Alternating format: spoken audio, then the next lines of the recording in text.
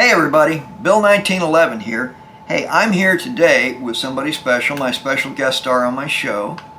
Let me show you who he is. Alright, oh, wrong way, sorry about that. He's right over here on this pillow. And let me see if I can get him into frame for you. You know, I had a request a while back. Somebody wanted to see more of my assistant gunsmith. And right there he is. Say hello, Scampy. Say hello, Scampy. He said, what are you waking me up for? This is Scamp. He's my editor-in-chief, producer, assistant gunsmith, all-around chum. Hey everybody, Bill 1911 here. Hey, today we're going to take a look at a pretty neat gun. This little party animal right here is the Tavor, okay? It's chambered in 300 blackout, which is kind of a cool round. It was designed to be very quiet. It was originally designed to fire subsonic, and so it was very, very quiet. You put a suppressor on it, and if you're more than a few meters away, you won't even hear it go off. It's pretty darn quiet.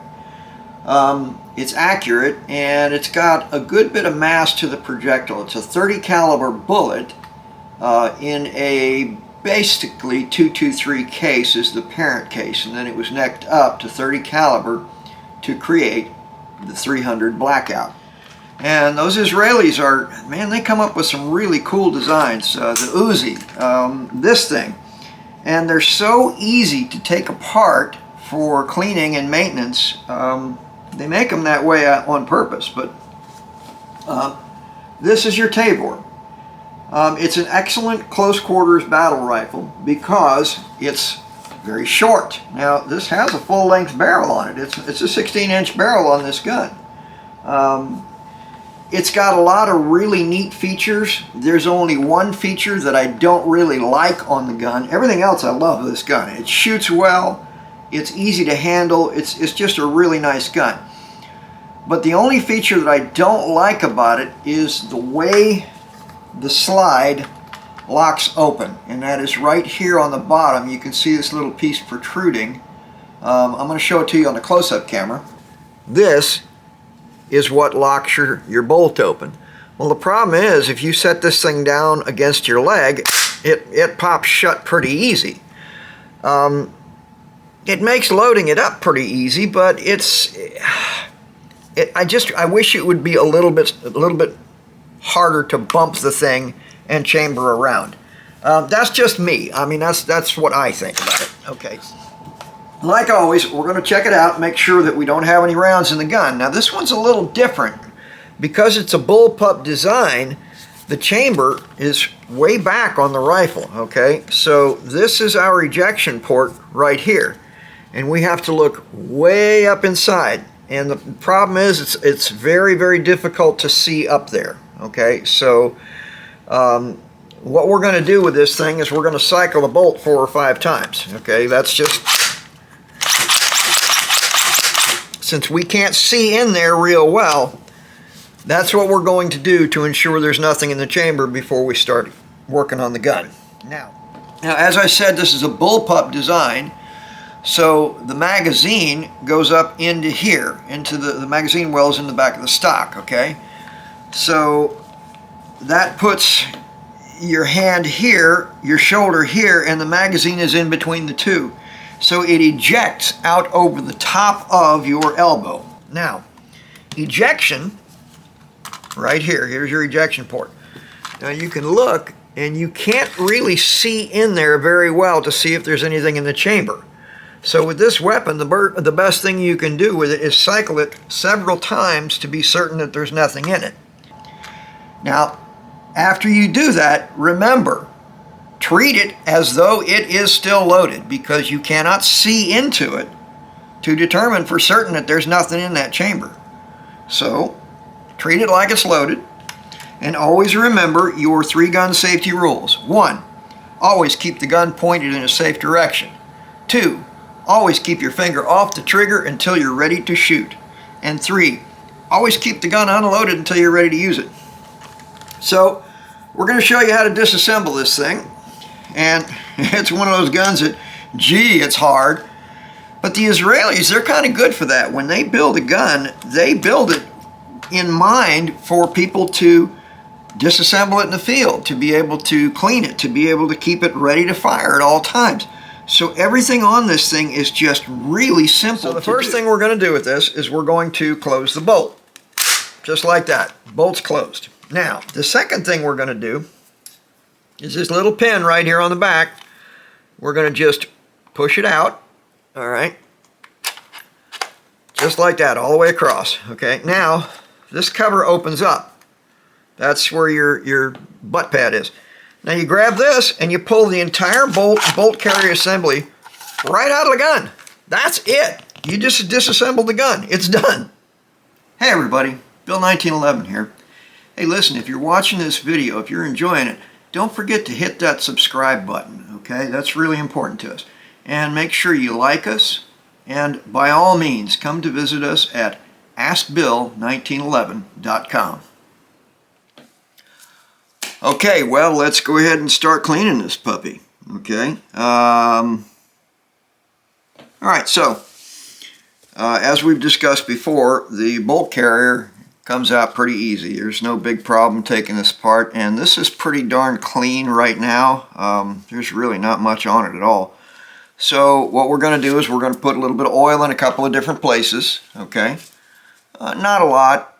It's not going to require a lot. This bolt is a rotating bolt, so you're going to want to give it a drop of oil. Come on, what are you doing? I think I might be out of oil. No, there's a little bit in there. All right, so we're going to put a little drop of oil here and there, so everything is lubricated. Okay. A little bit on our recoil spring. And that's about it. There's not that much to oil here. This gun was designed to operate in harsh environments, so it's pretty darn bulletproof. It just doesn't require a lot of special attention to most of it. A little bit here and a little bit there. I love this gun. I really do. I thoroughly like this gun. Okay, so we're going to set the bolt carrier aside, and like with all guns that we clean, I always prefer a jag. What you prefer is up to you. It's something of a personal thing. Some people prefer the thimble. Okay, this thimble, you can take your patch, all right, fold your patch diagonally and just kind of stick it through here, pull it in, and then use that to mop your barrel. Okay, so this is a viable way to do it. It's not a problem.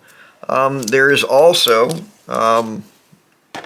there's a million different ways to get the job done. You might want to use a brush. You might not want to use a brush. You might want to make things really, really easy on yourself, considering the type of gun this is, and use a bore snake. Now that's what I'm going to do on this particular gun.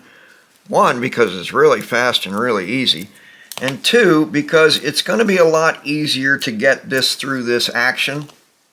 The barrel comes through on the lower line of this gun. The gas system, okay, is on the upper line in this gun. Alright, so let me show you this, okay. The lower line down here is where the barrel runs through, okay. The upper line is where the gas system runs through. So we're going to rotate the camera up a little bit, okay. And I'm just going to take this weight that's on this string, and I'm going to look down in here. Now you're going to get some light in through the magazine well. You can also look in there and see the barrel, so it's not hard. Now, just sitting here like this, I can clearly see where the mouth of the barrel is in the chamber, okay? And I'm just simply going to drop this string and weight through the barrel, all right? And I'm going to pull it out the other end, all right? So now, let me turn this over so the door stays open in the back. And we're just going to pull this right through the barrel. Now, this bore snake will clean that bore out like there's just absolutely nothing to it. It has a brush built into it, okay, and it has this entire length of, well, it kind of looks like a rope, but it does an excellent job of cleaning your bore. So I highly recommend these, especially on guns that are difficult to get into. Now, this particular gun is not very difficult to get into. You can, I will try and show you this, okay. You can insert a regular gun cleaning rod, okay, right in through on that lower line, and it will go right through, as you can see. So it's not a problem getting a gun cleaning rod through this gun. It really isn't. The only part of it that is remotely difficult is to get the cone on your cleaning rod seated in the chamber so that you don't bang around in the mouth of the chamber and possibly damage the throat of the gun. It's not impossible. Remember, we talked about how you can look up through the magazine well? Well, you can when you put this gun rod in there. Okay, gotta put it in on the lower line, not the upper line. You can hold that cone in place and then operate your rod that way. You can do it like that. So none of it is impossible to do with a standard rod. It's just really super easy with that bore snake to do it. All right. So that's pretty much all there is to cleaning the Tavor. It's a very, very simple gun.